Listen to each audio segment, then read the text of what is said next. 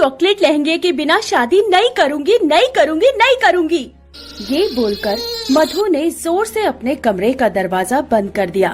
कमरे के बाहर उसके माँ बाप परेशान सा चेहरा लेकर खड़े रहे। ये क्या कह रही है हमारी बेटी, चॉकलेट का लहंगा? वही तो मैं भी सोच रहा हूँ, चॉकलेट का लहंगा होता है क्या? वो पहन के कोई शादी करता है क्या? कहीं हमारी बेटी पागल तो नहीं हो गई है? आप ही ने बिगाड़ा है उसे, सब कुछ आपकी ही गलती है। अरे अब मैंने क्या किया? क्या किया? बचपन से लेकर अब तक उसकी हर एक जिद पूरी करते आए हो।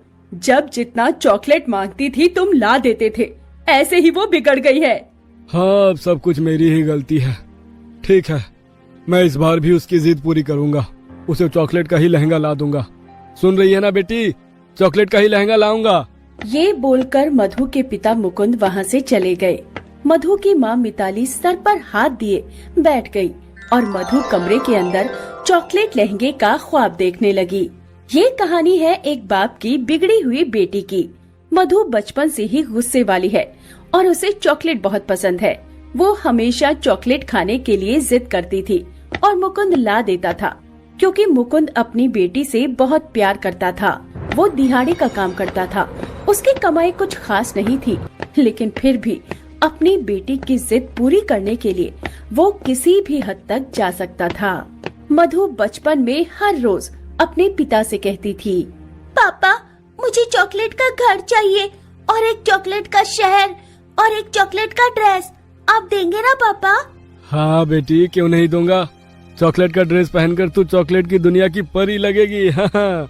लेकिन मालती हमेशा गुस्सा करती थी।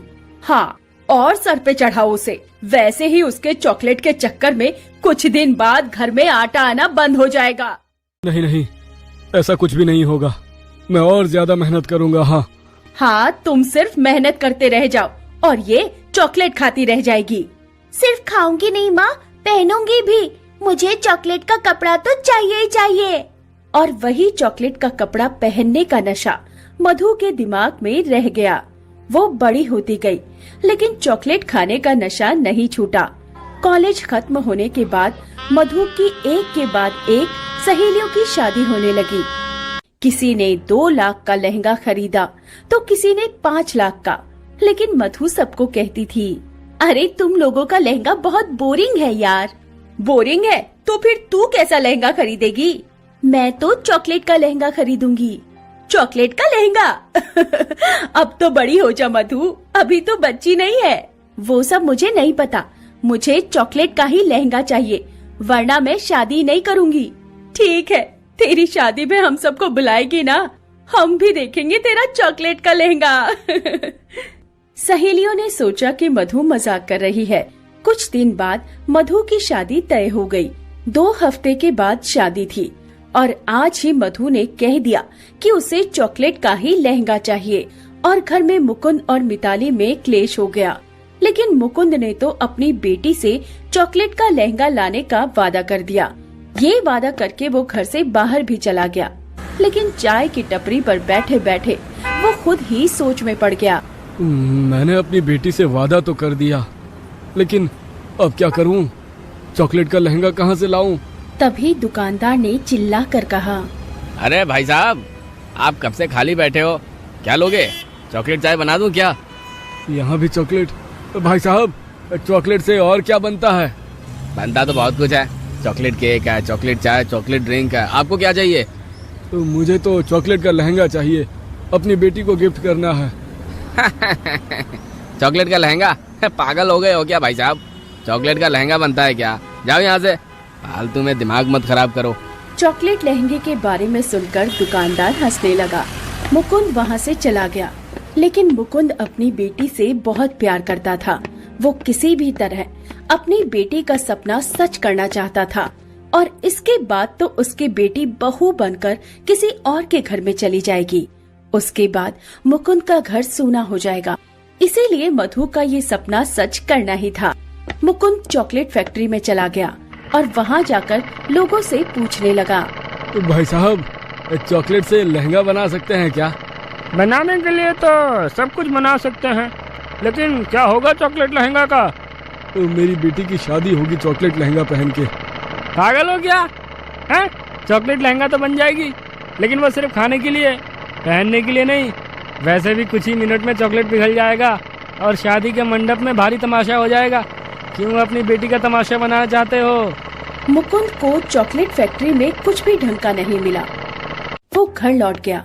घर लौटते ही मधु ने उससे पूछा, पापा चॉकलेट लहंगा लाए हो क्या?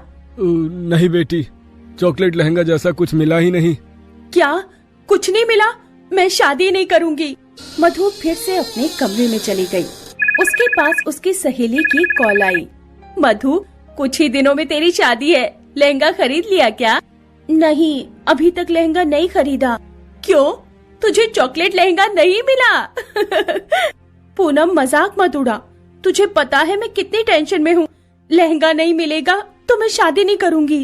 वो तो शादी के दिन ही पता चलेगा। मधु ने खाना पीना छोड़ दिया। अपनी बेटी को ऐसे दुखी देखकर मुकुंद को नींद नहीं आई। हे भगवान, क्या करूं? मधु को ऐसे नहीं देख सकता। उसे हमेशा खुश देखना चाहता हूं। क्या करूं?